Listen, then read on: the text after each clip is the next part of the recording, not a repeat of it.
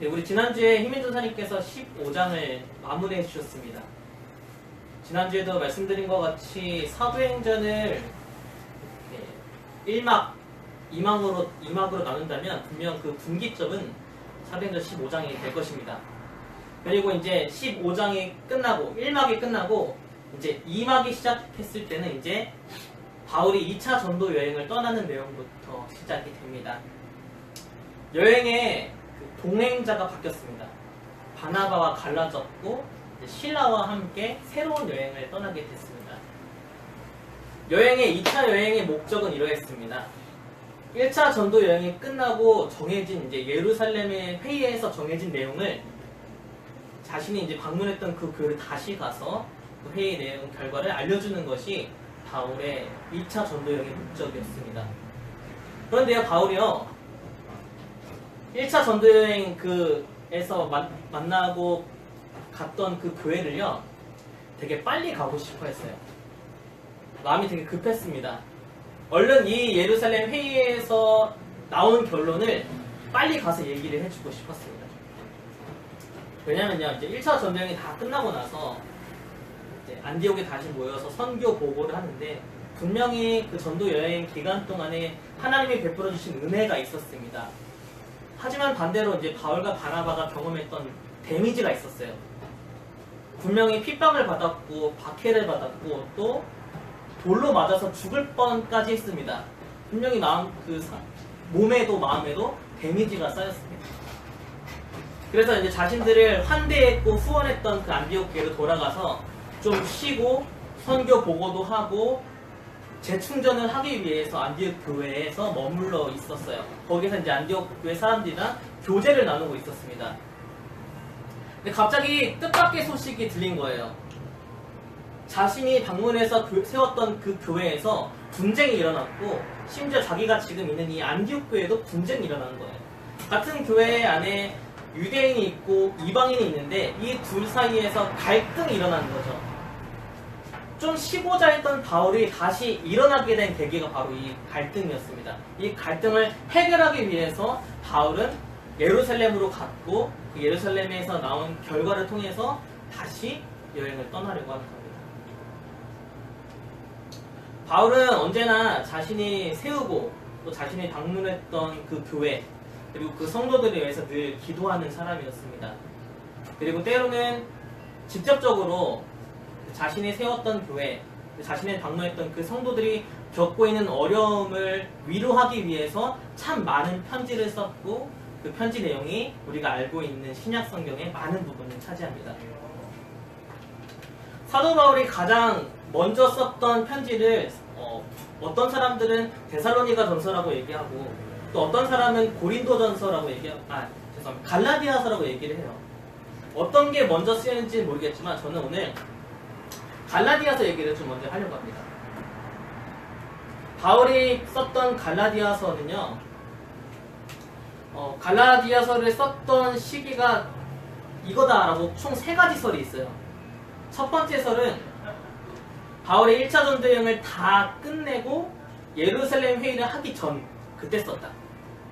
두 번째는 1차 전도 여행이 끝나고 예루살렘 회의도 끝나고 그 이후에 썼다. 그리고 마지막은 1차 전도여행이 끝나고 예루살렘 회의도 하고 2차 전도여행까지 해서 전도여행을 하던 중에 썼다. 이 3가지 설이 있습니다. 뭐 언제 썼는지는 별로 중요하지 않죠. 근데 이 갈라디아서의 내용이 뭔지 그리고 이 편지를 받는 사람이 누군지가 중요합니다. 이 갈라디아서를 편지를 받았던 사람들은요, 바로 지도를 잠깐 볼까요? 이게 바울의 2차 전도여행 지도인데 1차 전도여행 때 방문했던 지역이 바로 이쪽에 있는 지역입니다. 그래서 주로 방문했던 지역이 여기 안 나와 있는데 안디옥, 이고니온, 루스드라, 더베 이 지역을 바울이 방문을 했어요. 갈라디아서의 편지를 받는 사람도 바로 이쪽 부류에 있는 사람들이었습니다. 바울이 편지를 왜 썼느냐? 여기에 있던 사람들도 바울이 방문했음에도 불구하고 똑같은 문제를 겪고 있는 거예요. 유대인들은 이방인들 너네도 율법을 지켜야 된다. 너희들이 예수 그리스도를 믿음에도 할례를 받지 않으면 하나님의 자녀가 아니다. 하나님의 백성이 아니다. 라고 그렇게 이야기를 합니다. 그렇게 주장하는 유대인들 향해서 바울은 이렇게 강하게 얘기합니다. 너희들이 지금 다른 복음을 전하고 있다. 할례를 받지 않아도 예수 그리스도를 믿는 믿음으로 우리는 구원에 이른다. 그러면서 갈라디아에서 이런 얘기를 합니다. 그러니까 바울이 지금 이 얘기를 빨리 가서 하고 싶은데요. 어떤 얘기냐면 갈라디아서 3장에 나오는 내용입니다. 이런 얘기입니다. 너희가 다 믿음으로 말미암아 그리스도 예수 안에서 하나님의 아들이 되었으니 누구든지 그리스도와 합하기 위하여 세례를 받은 자는 그리스도로 옷 입었느니라. 너희는 유대인이나 헬라인이나 종이나 자유인이나 남자나 여자나 다 그리스도 예수 안에서 하나입니다. 이 말씀을 빨리 가서 전해주기 위해서 2차 전도 여행을 떠나는 겁니다. 1차 전도 여행을 떠나서 만나고 세웠던 이 교회들은요, 사실 바울이 목숨을 걸고 세운 교회들입니다. 돌을 맞아 죽을 뻔 했음에도 불구하고 다시 돌아가서 장로들을 세우고 말씀으로 굳건히 세웠던 그런 교회들이에요. 정말 애착이 너무 많이 가서 2차 전도여행 때도 가장 먼저 가고 3차 전도여행 때도 가장 먼저 갔던 교회들이에요. 근데 이 교회가 흔들리고 있으니까 빨리 가서 하나님 말씀으로 이 교회를 다시 세우고 싶었고, 가능하면 좀 오래 이곳에 머물러서 이 사람들의 아픔을 함께 겪고 세우고자 했습니다. 그래서 2차 전도여행을 떠납니다. 오늘 보면 1절에 보면요, 바울이 이제 더베와 루스드라에 가는 내용이 나옵니다. 여기 보면 더베와 루스드라로 가는데, 오늘 이제 함께 읽었던 16장에 보면 바울이 경험했던 아주 특별한 만남 두 가지가 나옵니다. 이 만남은 굉장히 반가운 만남이었고 너무나 소중한 만남이었습니다. 디모데를 만났고 그리고 루디아를 만나는 그런 내용이 나옵니다. 우리 교회는 그 박연신 성도님이라는 분이 계십니다. 이분이 올해부터 이제 교회를 나오기 시작하셨는데, 교회를 잘 나오시고 하면서 따님도 같이 나오게 됐어요. 근데 알고 보니까 이 따님이 목사님께서 예전에 초등학교 때 전도했었던 그 꼬마였던 거예요. 그 목사님이 이 박연신 성도님 따님 이 청년을 보고 마음이 얼마나 반가웠겠어요. 예전에 그 꼬마였을 때 전도를 하고 말씀으로 막 가르쳤는데, 이 애가 이제 너무 부쩍 자라가지고 신앙도 성장하고 이 커피와 교회에서 같이 예배를 드리고 있으니 그 만남이 얼마나 반갑고 좋았겠습니까? 근데 우리 교회 또 다른 청년, 유재량이라는 청년이 최근에 이제 교회를 왔는데, 참 신기하게도 이 박연신 성도님 따님이랑 이 청년이랑 학교 선후배인 거예요. 그래서 여기 와서 알았어요. 참 신기한 만남이죠. 참 반가운 만남이죠. 근데 더 놀라운 건 이제 이 따님이 오빠가 있는데 그 오빠 이름이 김광민입니다. 여기는 김광민이랑 이름이 똑같아요. 참 세상이 참 좁죠. 뭐 여러 만남이 있겠지만 우리가 참 주목해야 될 만남은 바로 그 목사님께서 아주 오래전에 10년도 넘는 전에 전했던 그 복음이 절대 땅에 떨어지지 않고 귀하게 열매 맺어서 지금의 이 커피하우스에서 함께 예배를 드리고 있는 이 사실입니다.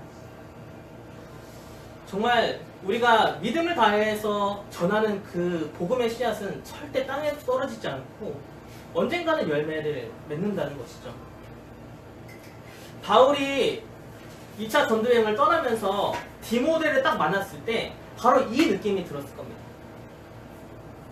사실 1차 전도여행 때 바울은 이 더베랑 루스드라에 짧게 있을 수밖에 없었어요. 왜냐면 그 지역에서 돌로 맞아 죽을 뻔했기 때문에 빨리 그 사역을 마무리하고 돌아와야 했기 때문에 정말 짧은 시간, 어쩌면 딱 한 번 복음을 전하고 돌아올 수밖에 없었습니다. 그런데 다시 방문하니까 그곳에 디모데라는 아주 소중한 열매가 맺혀져 있는 것을 바울이 딱 보게 된 것이죠. 디모데가 얼마나 중요한 사람이냐면 2절 말씀 보면 디모데를 이렇게 얘기합니다. 루스드라와 이고니온에 있는 형제들에게 칭찬을 받는 자다. 이 디모데는 끝까지 바울과 동행하는 바울의 영적인 아들이었고 동역자였고, 바울이 마지막에 자신의 정말 애지중지하는 교회를 맡기고 그 목회를 맡을 정도로 끝까지 함께했던 너무나 소중한 동역자였습니다. 루스드라와 더베 지역에서 아주 짧게 복음을 전했지만 그 복음의 씨앗은 절대 땅에 떨어지지 않고 디모데라는 아주 훌륭한 열매를 맺었다는 것을 이 디모데를 보면서 볼 수 있고, 우리도 디모데를 보면서 이렇게 생각할 수 있습니다. 우리가 포기하지 않고 복음을 전해야 되는 분명한 이유가 있다. 아무리 어렵고 힘들어도 짧은 시간이라도 우리가 만나는 사람에게 복음을 전해야 될 이유는 분명히 있다는 것을 이 디모데를 보면 알 수 있습니다. 제가 살면서 복음을 정말 가장 열심히 전했을 때가 언제냐고 생각해보니까 군대였어요. 군대에서 정말 열심히 복음을 전했는데, 그래서 여전히 이번 추수감사전에 전도를 해야 된다. 그래서 가장 먼저 초대할 사람 1번이 아직도 군대에서 만난 그 친구들. 저에게는 아주 소중한 사람들입니다. 근데 한 몇 년이 지나서 제가 우연히 그 군대에서 만난 친구를 딱 만났는데, 이 친구가 교회도 열심히 다니고 너무나 좋은 믿음의 일꾼으로 세워졌다고 생각해보세요. 아직 그렇게 된 건 아니지만 그렇게 되었다고, 몇 년 후에. 그럼 제가 천하를 다 얻은 기분 아니겠습니까? 그때 군대에서 아주 힘겹게 뿌려진 그 작은 복음의 씨앗이 이렇게 너무나 아름답게 열매 맺은 걸 보면 제가 정말 세상을 다 줘도 아깝지 않은 그런 마음일 것입니다. 한번 생각해 보세요. 여러분들의 부모님, 또 여러분들의 그 동생, 누나, 여러분들의 형제가 그렇게 내가 정말 간절하게 뿌린 그 복음의 씨앗 때문에 언제일지 모르지만 그분이 예수 그리스도를 믿어서 구원을 받은 것뿐만 아니라 주님의 일꾼으로 그렇게 건강하게 자란다고 생각해 보세요. 아마 그 모습을 보면요, 정말 모든 것을 다 존재하지 아깝지 않는 그런 마음이 듭니다. 이제 엊그제 제 조카가 세례를 받았어요. 유아 세례를. 너무 뭉클하더라고요, 마음이. 제가 참 어렵게 형을 전도했는데 아이가 이제 커서 이제 세례를 받은 거죠. 유아 세례를. 노씨 집안에서 그 아이는 처음으로 신앙으로 아마 자라나는 아이가 될 거예요. 신앙으로 양육받는 아이가 될 것입니다. 정말 그걸 생각하니까 너무 마음이 뭉클하더라고요. 우리가 우리의 가족을 위해서, 또 우리의 친구들을 위해서 포기하지 않고 끝까지 복음을 전해야 되는 그 씨앗을 뿌려야 되는 이유가 바로 여기 있습니다. 언제가 될지 모르지만 하나님이 분명히 디모데와 같이, 그리고 목사님이 전도한 그 청년과 같이 분명히 열매 맺게 해줄 그때가 있기 때문에 우리는 포기하지 않고 오늘도 복음을 전해야 되고 그것 구원을 위해서 함께 기도해야 되는 것입니다.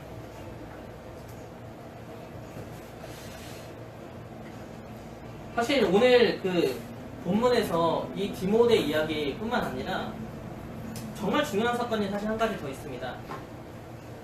사실 여러분들이 사도행전 16장 내용을 잘 알고 있으실 텐데요. 이 16장 하면 이 사건이 가장 먼저 떠오르실 겁니다. 바로 9절과 10절에 있는 말씀입니다. 오늘 본문 9절 10절 우리 함께 읽어볼까요? 시작. 밤에 환상이 바울에게 보이니 마게도냐 사람 하나가 서서 그에게 청하여 이르되 마게도냐로 건너와서 우리를 도우라 하거든.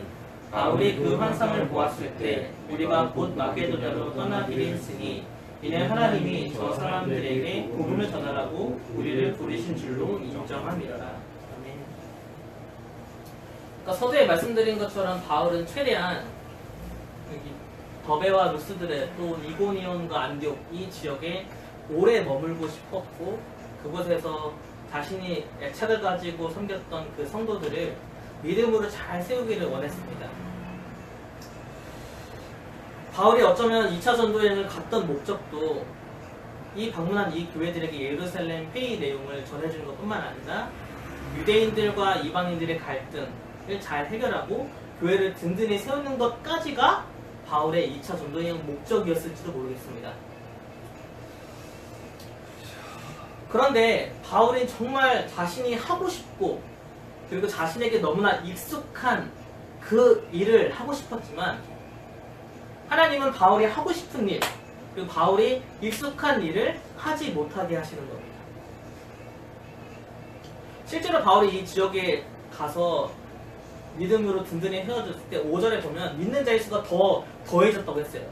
그러니까 부흥을 경험한 거예요, 사실. 교회를 부흥시켰는데, 그래서 계속 이곳에 머물기를 원했는데 하나님은 이제 이곳을 떠나라고 하는 겁니다.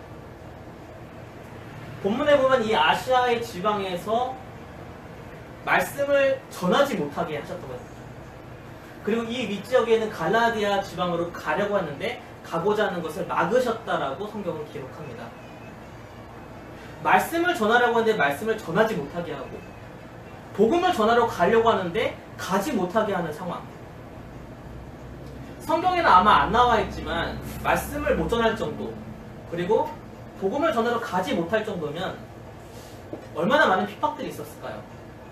얼마나 많은 박해가 있었고, 냉대가 있었고, 쫓겨남이 있었고, 수많은 어려움들이 있었을까요? 이제 막 부흥을 경험하고 새롭게 새로운 정신을 가지고 새로운 기대감을 가지고 사역을 하려고 하는데 돌아오는 것은 또다시 좌절, 또다시 실패였습니다. 사실 우리도 살면서 이런 것을 깊이 경험하고 있을지도 모릅니다. 내가 정말 하고 싶은 일을 하지 못하게 될 때, 내가 정말 가고 싶은 곳을 가지 못하게 될 때, 사실 우리는요, 내 계획이 막혔을 때, 내가 원하는 대로 되지 않았을 때 그것을 끝이라고 생각합니다. 내가 가고 싶은 곳을 가지 못할 때, 내가 원하는 일을 이룰 수 없을 때 우리는 끝이라고 생각할 때가 있습니다.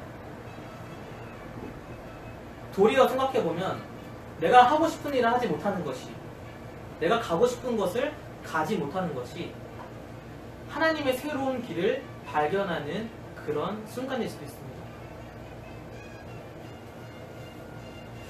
성령께서는 사실 우리가 해야 될 일을, 또 우리가 가야 될 길을 오늘 본문처럼 아주 세밀하게 인도하고 계십니다. 하고 싶은 것을 못하게 하는 것도 성령의 인도하심이고, 가고 싶은 곳에 가지 못하는 것도 성령의 인도하심입니다. 하나님은 아주 세밀하게 우리가 가야 될 길, 우리가 해야 될 일들을 지금 인도하고 계십니다. 우리의 마음에는 내가 하고 싶은 일과 성령께서 하고 싶어 하시는 일들과 이 두 마음이 경쟁합니다. 성경에도 분명히 얘기합니다. 내 육체의 소욕과 성령의 소욕이 내 안에서 다툰다고 그렇게 얘기하고 있습니다. 만화에 보면 여기 옆에 천사가 있고 여기 악마가 있어서 막 양쪽 소리를 막 듣잖아요. 그런 상황이 우리의 마음속에서 계속해서 요동치고 있는 것이죠. 우리가 어디 막 공항이나 아니면 지하철역 아니면 전철 아니면 기차역에 갔을 때 막 안내방송이 엄청 많이 나오잖아요. 뭐 어디로 가실 분은 어디 플랫폼으로 가고, 그런 안내방송이 막 나오는데 우리가 정작 들어야 될 소리는 뭔가요? 그런 수많은 안내방송의 소리가 아니라 내가 가야 될 곳을 들어야 되잖아요. 내가 어디로 가야 될지를 들어야 되고, 내가 지금 어느 방향으로 몇 시에 가야 될지를 정확하게 들어야 됩니다. 우리 안에도 수없이 많은 내 소욕들, 내가 하고 싶은 일들, 그런 소리들이 있지만, 내 육체의 소리가 있지만 우리가 정작 들어야 될 소리는 바로 성령께서 나를 세밀하게 인도하시는 그 성령의 음성이라는 것입니다. 오늘 본문에 나오는 성령의 음성은 9절에 나와 있습니다. 밤에 환상이 바울에게 보이니 마게도냐 사람 하나가 서서 그에게 청하여 이르되 마게도냐로 건너와서 우리를 도우라 하거늘. 이것이 바로 바울이 들었던 성령의 음성이었습니다. 마게도냐는 지형적으로 오늘날의 지형으로 봐서도 아주 바울에게는 처음 가보는 생소한 지역이고, 문화권도 다른 지역입니다. 요즘은 터키도 유럽으로 치지만 여기는 그리스 땅이잖아요. 그러니까 완전 문화권이 다른 곳을 향해서 지금 가야 되는 상황이에요. 낯선 곳, 두려운 곳으로 가야 되는 것이죠. 이 사도 바울이 들었던 이 성령의 음성, 이 9절의 말씀을 묵상하다가 어저께 제가 영상 하나를 봤는데요. 어떤 영상이었냐면 이제 내일이면 수능이잖아요. 사실 이 영상은 몰래카메라입니다. 그래서 수능을 앞둔 고3 여학생이 이렇게 가방이 엄청 무겁게 메고 한 손 가득 이제 책을 들고 코피가 나서 나를 도와달라고 휴지 없으세요라고 이제 사람들에게 물어보는 그런 몰래카메라였어요. 근데 이 소녀가 이제 코를 막고 이제 도와달라는 그 소리를 듣고 많은 이제 사람들이 찾아와가지고 휴지가 없어서 위에 올라가서 휴지와 물티슈까지 사와서 주고, 또 어떤 어르신은 자신의 손수건을 찢어가지고 이 아이를 주면서 이 아이를 위로를 해주는 거예요. 그뿐만 아니라 이제 대학생 여자로 보이는데, 대학 가면 너가 할 수 있는 모든 일을 할 수 있으니까 수능 잘 보고 좋은 결과 이루라고 그렇게 덕담을 해주고, 또 자기의 이 쇼핑백을 다 빼서 그 친구의 책을 다 넣어주고 이 쇼핑백으로 들고 가라고 그렇게 다 따뜻한 한마디씩 해주는 거예요. 근데 이 영상을 보는데 왠지 마음이 좀 뭉클하더라고요. 정말 뭉클했어요. 이 바울이 들었던 성령의 음성, 이 9절 말씀에서 제가 이 영상을 보고 나서 확 다가왔던 단어가 바로 우리를 도우라 이겁니다. 마게도냐 사람이 와서 나 좀 도와달라, 우리를 좀 도와달라 라고 하는 그 음성, 하나님께서 들으셨던, 성령께서 들으셨던 그 음성을 바울도 들었던 것이죠. 바울이 너무나 막막한 곳, 두렵고 낯선 곳을 향해서 갈 수 있었던 이유도 바로 우리를 와서 도와달라, 우리에게 복음을 좀 전해달라는 그 음성을 들었기 때문에 바울은 갈 수 있는 것입니다. 박노해 씨 시 하나를 소개해 드릴게요. 평온한 마음이라는 시가 있는데요. 시는 이렇습니다. 자기 자신만을 사랑하기 위해 이웃의 가난과 고통을 외면하는 자의 마음은 늘 폭풍우를 간직하게 되리라. 자기 이웃을 사랑하기 위해 폭풍 속을 걸어가는 자의 마음은 늘 평온을 간직하게 되리라. 이런 시입니다. 자기가 가고 싶은 곳이 아니라, 자기가 하고 싶은 일이 아니라 아주 낯선 곳을 향해서, 매우 두려운 길을 향하여서 가고 있는 바울의 마음은 분명 평온했을 겁니다. 왜냐하면 그것은 성령께서 이끄시는 길이었고, 그리고 마게도냐 사람을 돕고 그들에게 생명을 주는 길이었기 때문입니다. 그렇기 때문에 바울은 즉시 자신의 뜻을 접고 성령의 음성을 쫓아서 마게도냐로 그렇게 갈 수 있었던 것입니다. 오늘의 본문에 보면 이제 두 번째 만남이 나오는데, 바로 마게도냐 지방의 첫 번째 성 빌립보에서 만난 루디아였습니다. 그 지역은 아마 회당이 없었나 봐요.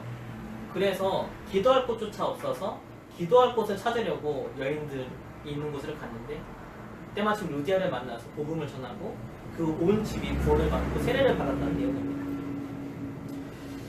정말 낯설고 두려운 길이었지만, 막막한 길이었지만 처음 만나서 복음을 전하고 생명을 얻은 그 루디아의 만남은 바울이 앞으로 계속해서 자신감 있게 또 생명의 복음을 전하는 그 길을 걸어갈 수 있는 소중한 만남이었을 것입니다. 어제 한 청년이 저에게 뭔가 조언을 좀 구하는 일이 있었습니다. 원래 자신이 이제 고향에서 찬양 인도자 사역을 하고 있었는데 관계의 어려움이랑 상처를 입고 그 찬양 사역을 그만두고 교회를 떠나서 이제 서울로 올라왔답니다. 그래서 1년이 지났는데 다시 그 교회에서 찬양 인도자로 와줄 수 있냐라는 부탁을 받았습니다. 그래서 어떻게 해야 되는지 물어보는 거예요. 내가 가는 게 맞는 건지 안 가는 게 맞는 건지.